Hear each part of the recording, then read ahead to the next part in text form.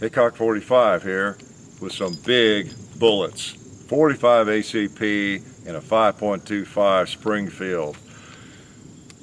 You know, it's not even noon yet. Let's see if these big slugs will wake up the gong.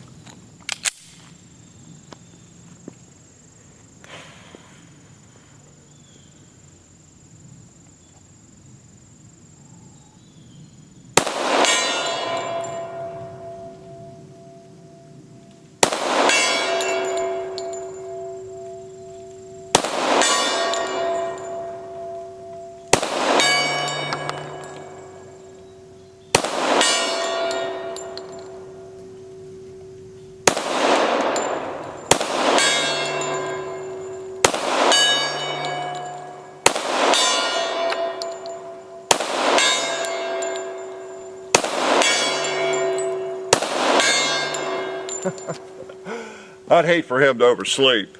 I don't know if he's been rung that early in a while. Okay, so yeah, 5.25. Going to play a little bit with the 45 ACP. You've seen it in action. You better have seen that video. And it's a sweet shooter. I think I have the sights where I want them, and I think I remember where to hold. We'll find out. Again, a really nice series of competition guns, and this is the big boy in the series. You know, in 45, it shoots those big 230 grain bullets, or whatever weight you want, I guess.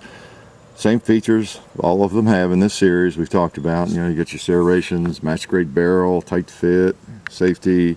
We've got ambi mag release. We've got our adjustable sights, which you've seen me adjust, which is pretty handy.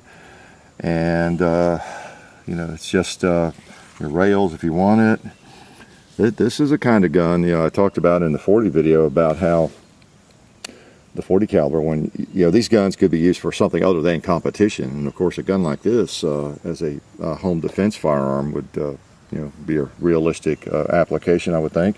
Where size is not that big a deal.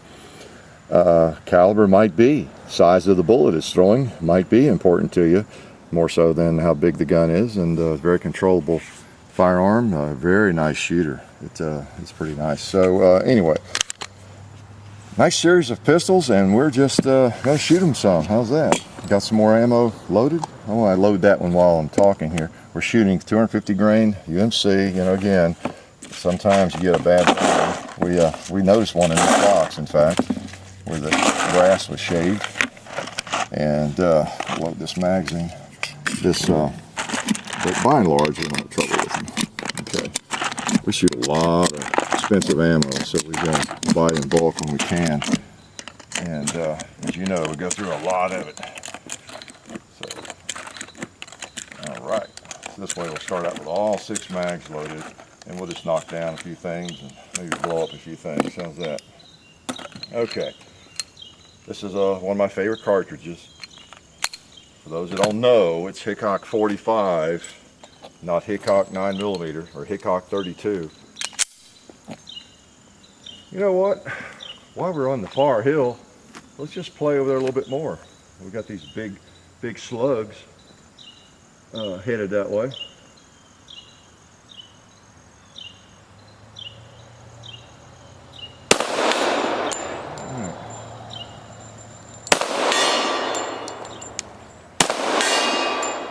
Yeah, goats are tough. Sometimes it takes a couple to kill them.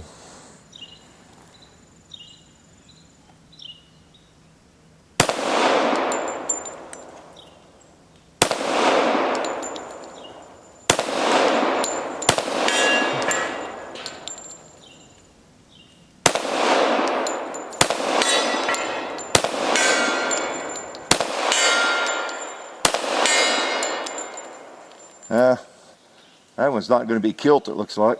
We'll move down.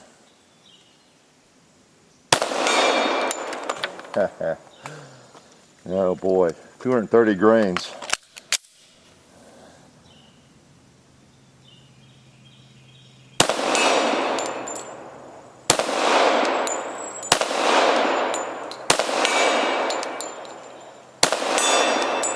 Okay.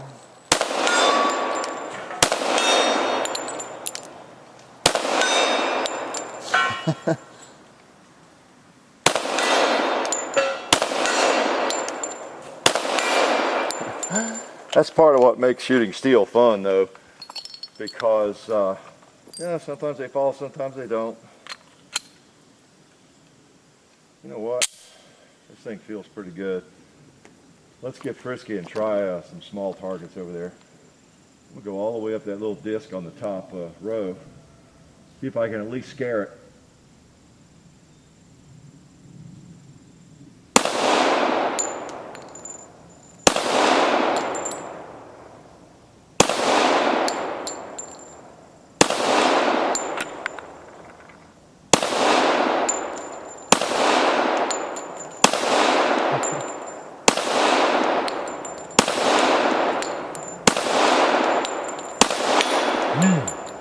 All right, I can see I'm getting pretty close. Let's try that little pig.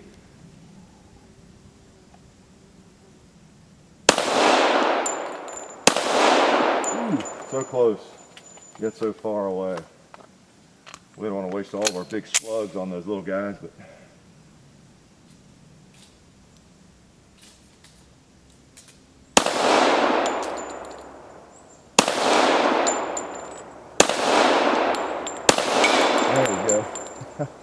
just a matter of holding it on target. It's all me. It's all on me. Let me try one more on that big goat. If I hit him high enough, maybe he'll fall. Let's go for the horn again, like I did in another video, I think. All right. I don't know where I hit him. You probably do, but it was high enough to knock him over. All right. I want to see something spew.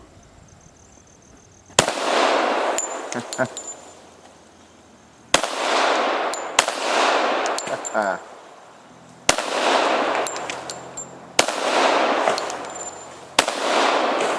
right. Teach those soft drinks to hang around here. This gun feels good, has a nice trigger. I feel like I know right when it's going to break. Yeah, pretty nice, pretty nice. Let's pop him in the holster.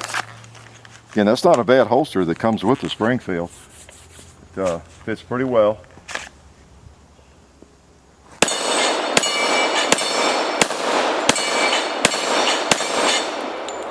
Takes care of those things.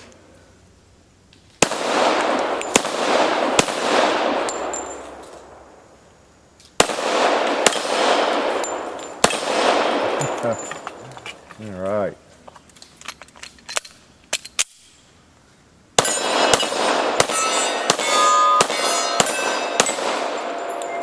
Pretty cool. And you know what? I shut all my ammo. Let me load up one more, maybe. Oh, why does it run out so quickly? Well, a couple of mags here. Let's use the loader. It's just so much. It is faster. These big old bullets aren't that hard to load. This loader makes it a little easier, quicker. All right. So you've had a pretty good look at some of these competition guns now. Other people and myself, we've done a couple of videos and tried to give you a look at them. I've enjoyed shooting these things. They are sweet. Again, nice competition gun and other applications as well. Just fun to shoot. Some people just prefer a bigger gun, long sight radius and sights that you can adjust. And I know I talk a lot about the adjustable sights. A lot of guns, of course, pistols that you might carry or take to the range don't have adjustable sights. You know, most Glocks, a lot of the mainstream guns don't have adjustable sights. So when I brag about that, yeah, I live without adjustable sights on most of the handguns I shoot. And then once I get them set, even I never touch them again. I have Smith & Wessons I've adjusted 30 years ago, maybe 20 years ago. Then I don't ever mess with them again. And then a lot of guns that they're fixed sights, but they hit where I want them to hit, and you know it's not a big deal at all. But then again, if you're going to compete with a gun, or if you want a little more versatility, if you want to shoot different weight bullets, different power bullets at different times, it does give you that versatility. And you never know for sure. Now with Glocks and most of the modern pistols, they pretty much hit right on, right out of the box. But then again, you could get one, a rare one that will shoot high for you or something. You can change out the rear sights, you know, on a Glock or other guns too. Most of them you can't adjust. The old Colts that I like, the single actions, and now with those babies, it's a real crapshoot. You may get one and at 20 yards, you know, it shoots that high. Another one will hit right on, and they don't have adjustable sights, so you know, it's just luck of the draw. Most of them are okay, but this does give you that option that, you know, when you buy this gun, it will hit wherever you want it to in terms of how you hold it. So it's a nice option, especially in a gun this big. One reason a lot of modern guns don't have adjustable sights is that it's a little bit bigger affair sometimes, and springs, and it's got to move upward and all that, you know. But it doesn't matter as much on a big gun like this if that sight's a little bit larger. You know, I don't know. That's just some of my thoughts on it. Okay, we'll take a couple more shots here and see what we can plink. Got to save a round for that guy. Let's see.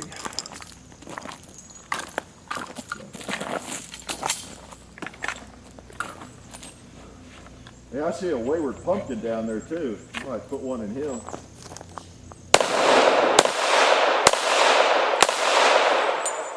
I think he was already split. That's why he was there.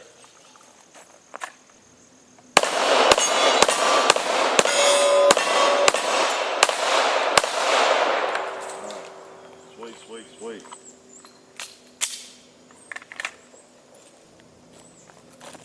This cowboy has challenged me. He's a bad guy.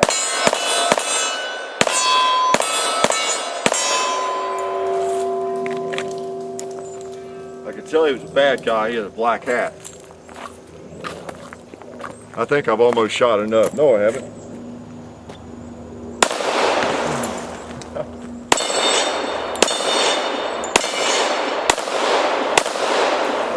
Oh no, you know what I just did? I just missed on my last shot I was going to use or shoot.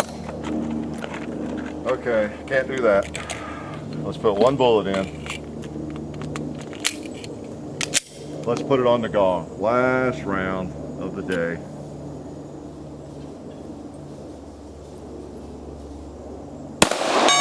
Alright. Don't like to quit on a miss. So anyway, the 45 ACP, and just about any gun I've ever shot, I liked it. You know, that bullet, that cartridge, it just enhances, dresses up almost any firearm. You know, it's hard to find a gun you don't like if it shoots that round. I don't know, I'm biased, right? You guys that like that round know what I mean. It's just something special when you see that bore and you know it fires that classic cartridge. It's been around a few years, and it's fun to reload, it's fun to shoot, it's a handy cartridge. So that combined with a nice firearm that works and shoots well, is a nice trigger, very accurate, quote unquote, easy to shoot well is what I mean. Pretty easy. I'm sure I missed a few, but it's easy to shoot well if you do your job, do your work. So the XDM 45 ACP and the 5.25, if you're looking for a gun like this in 45 ACP, you would like this gun. You know, I like the Glock 21, I like the M&P 45, I like all of them, and I like this one a lot too. It's pretty sweet. So life's pretty good.